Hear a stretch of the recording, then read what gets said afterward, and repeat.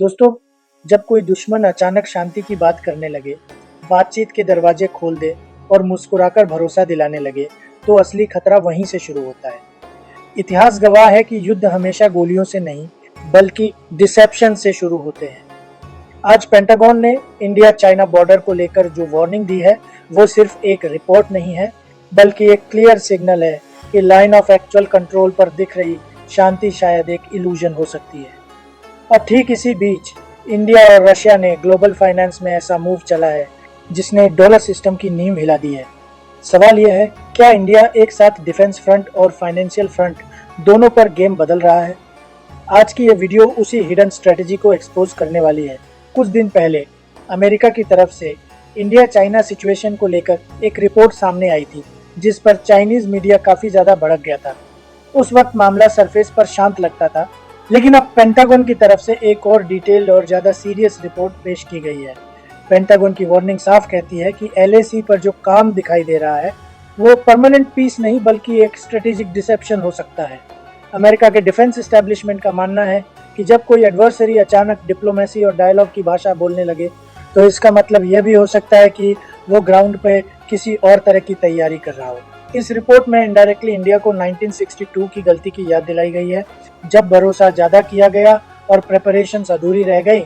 लेकिन फर्क यह है कि अब ईयर 2025 चल रहा है और इंडिया वही पुराना इंडिया नहीं रहा है। पेंटागन खुद एक्सेप्ट करता है कि इस बार इंडिया सिर्फ रिएक्ट नहीं करेगा, बल्कि अगर डिसेप्शन हुआ तो रिस्पॉन्स भी उसी लेवल पर होगा।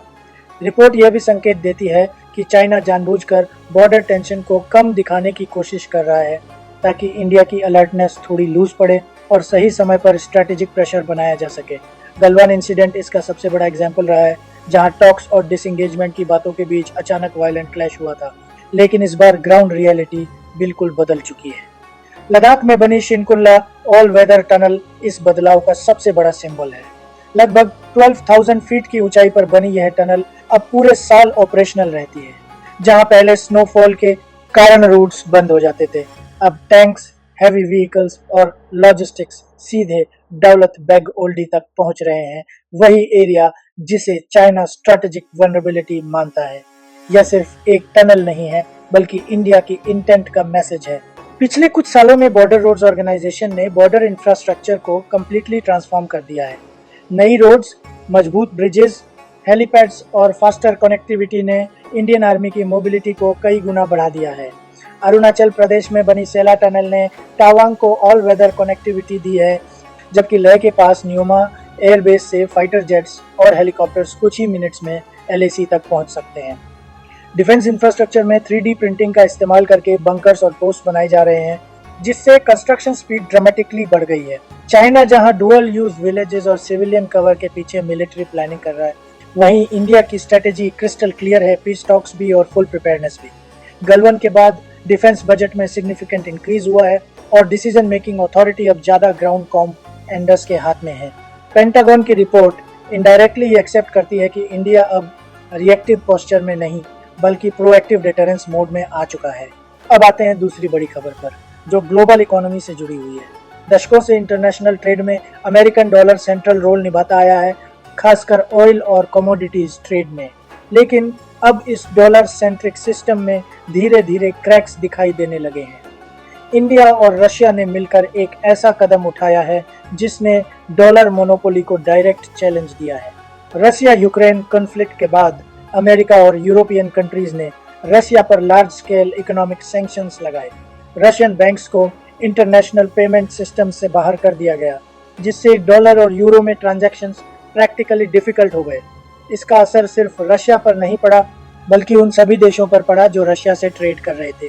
इंडिया ने नेशनल इंटरेस्ट को प्रायोरिटी देते हुए रशिया से डिस्काउंटेड ऑयल खरीदना जारी रखा, जिससे इंडिया को इकोनॉमिक फायदा हुआ। लेकिन पेमेंट मैकेनिज्म एक बड़ी चैलेंज बन गया।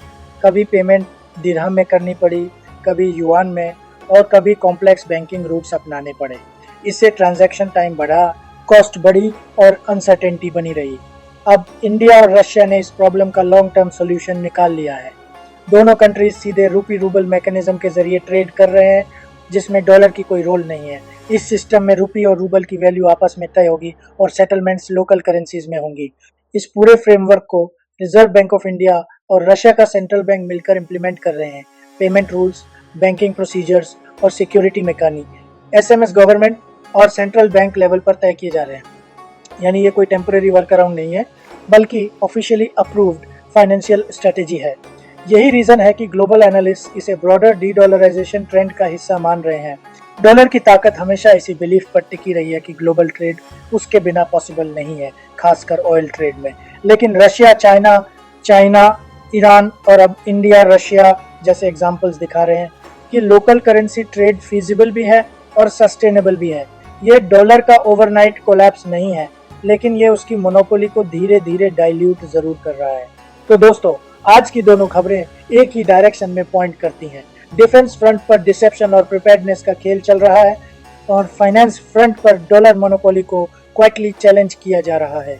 इंडिया अब सिर्फ घटनाओं पर प्रतिक्रिया नहीं दे रहा है, बल्कि लॉन्ग टर्म स्ट्रेटेजिक थिंकिंग के साथ मूव कर रहा है। अब असली सवाल यह है, क्या आने वाले समय में इंडिया चाइना टेंशन और रूपी रूबल ट्रेड मिलकर ग्लोबल ऑर्डर को फंडामेंटली बदल देंगे, या ये सिर्फ एक ट्रांजिशनल फेज है? अपनी राय कमेंट बॉक्स में जरूर लिखिए, क्योंकि आपकी सोच इस डिस्कशन को आगे बढ़ाती है। और अगर आप वर्ल्ड अफेयर्स को हेडलाइंस नहीं बल्कि ग्राउंड रियलिटी के लेंस से समझना चाहते हैं, तो चैनल को सब्सक्राइब कीजिए, बेल आइकन दबाइए। फिर मिलेंगे एक और ऐसी वीडियो के साथ जहां हम पावर, पॉलिटिक्स और स्ट्रेटेजी को बिना फिल्टर एनालाइज करेंगे। धन्यवाद। जय हिंद, जय भारत। मैं रविश कुमार, साइनिंग ऑफ।